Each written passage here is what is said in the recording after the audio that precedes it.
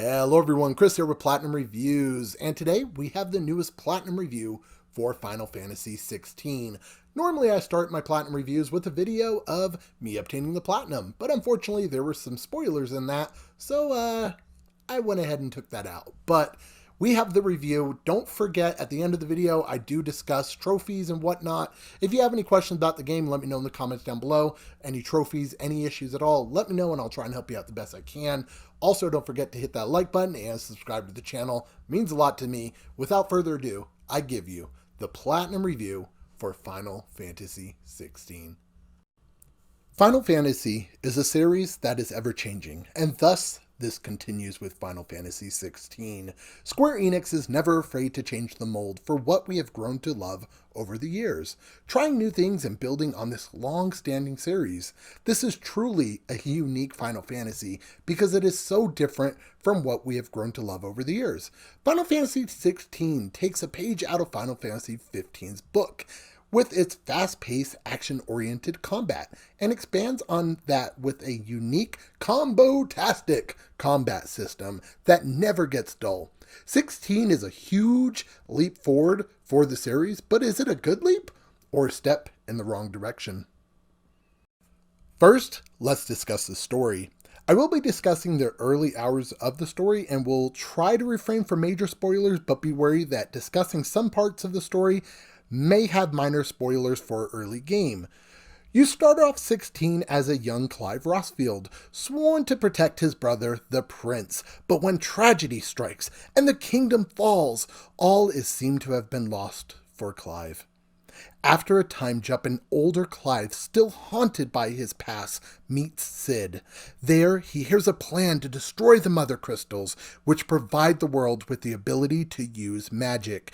Cid explains that these Mother Crystals are destroying the world by causing the Blight, a growing calamity taking over and killing the land. Can Clive escape his past and overcome his greatest regrets to save the world?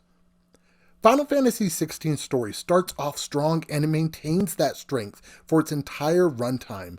While being a little cutscene heavy at times, it's a story that is not only one of the best of the Final Fantasy series, but overall a fantastic story worthy of longtime Final Fantasy fans and newcomers to the series. I will say that 16's story is probably my second favorite out of the entire series, just underneath Final Fantasy X. This doesn't just go for the main story, however. The dark undertone and plot points can also be felt in some of the unique side quests. While 16 does feature a few of the ever so dreadful fetch quests here and there, 16 also features some pretty dark and overall messed up side quests that just do so much and that much more to engulf you in this remarkable world. 16's combat, as I spoke about earlier, is fast-paced, action-packed, and overall fantastic.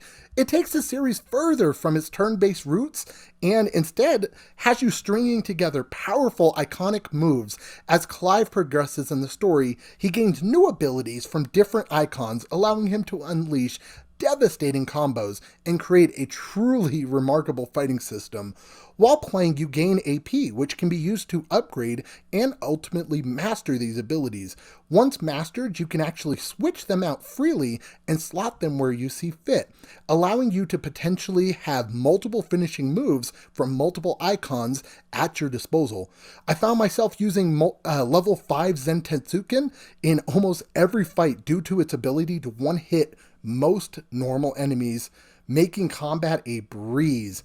For the tougher enemies, I used my wide arsenal to rain down destruction on every foe, making them helpless against my attacks. 16's combat makes sure you stay on your feet and ready for every fight.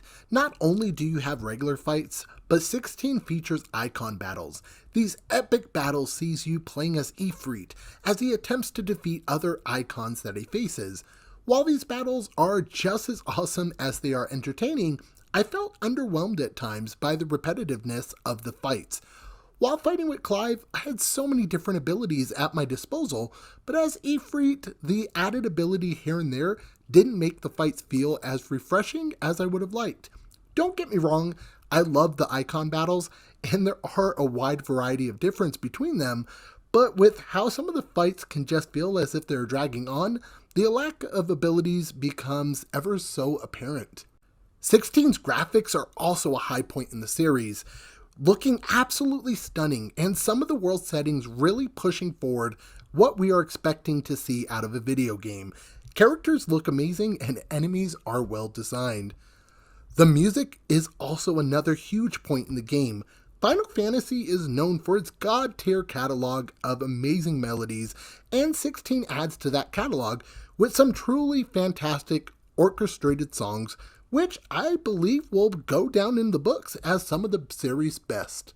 Now, this brings me to the part that I always hate talking about, and that is the issues. Now, in grading the game, not every one of these issues necessarily took down the score, but there are things I would have liked to see, and things that I felt were missing that would have made for a better experience. First off, the game is incredibly easy. Not only did they give everyone accessibility items that help you play better, like auto dodging and auto combos and whatnot, which I made sure none of those were equipped. Instead, I went for attack boost and experience and guild boost items. But even with those unequipped, the game was a breeze. Boss fights led to no real challenge. To get a good grasp on what I mean, after you beat the game, you unlock Final Fantasy Mode. Final Fantasy Mode is another mode that you actually have to complete in order to get the Platinum. But Final Fantasy Mode gives enemies more health and damage and is supposed to make things harder.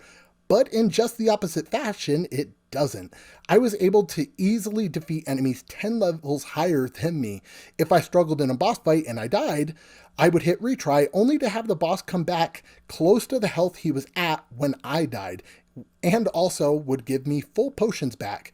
Where's the challenge in that?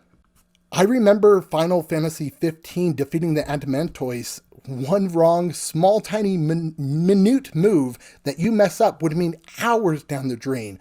But in this, there is no looming danger or threat of failure, which really took away from what I've always loved about Final Fantasy. That challenging aspect and the reward of saying, I did it.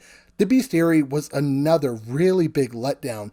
The game features maybe 60 different enemy types, and out of these 60, it's at least one or two reskins of the same enemies for every enemy.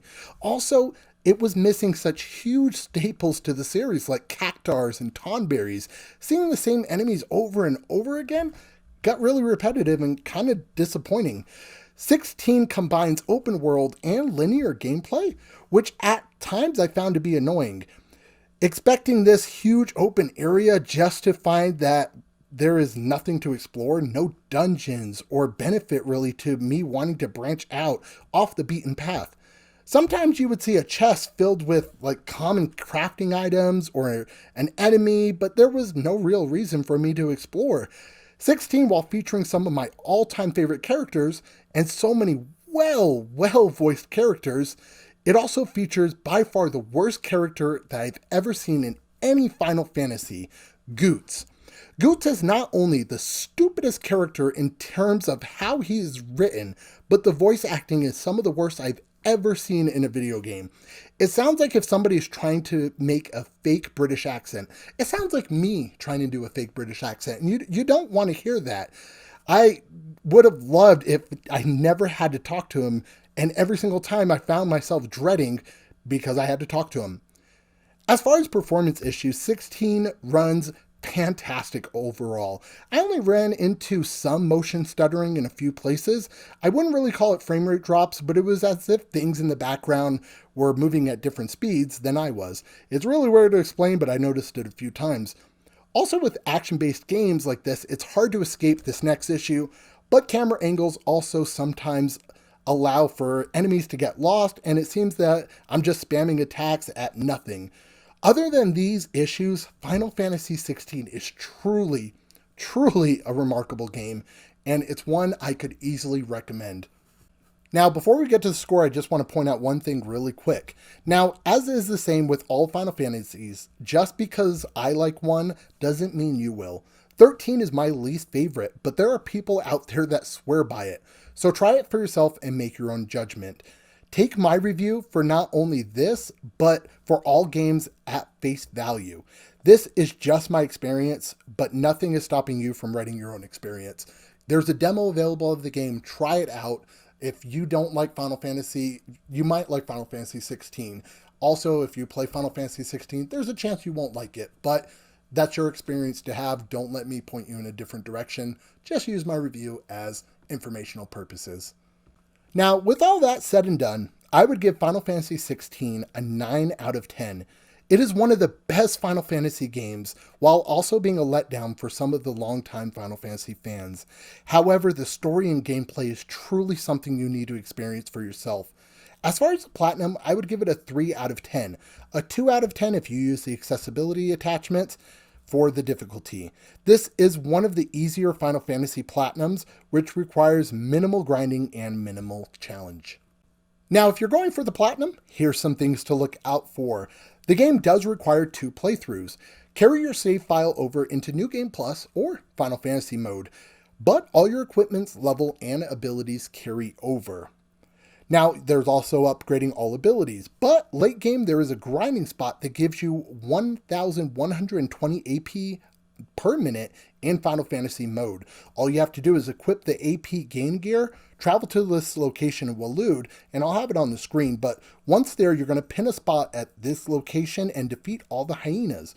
Once done, fast travel back to this point and repeat. It is quick and easy way to gain max AP. I think it took me a total of 20 minutes to fully upgrade everything. It was a very, very nice spot. You also have to defeat a boss without taking damage. Late game or in New Game Plus, go to the monolith in the hideaway and replay the first area. Enemies stay at the level that you were whenever you first were there, but you are at your current level. It's super easy to get, and you pretty much become overpowered. You also can do the deal 50,000 damage while an enemy is staggered.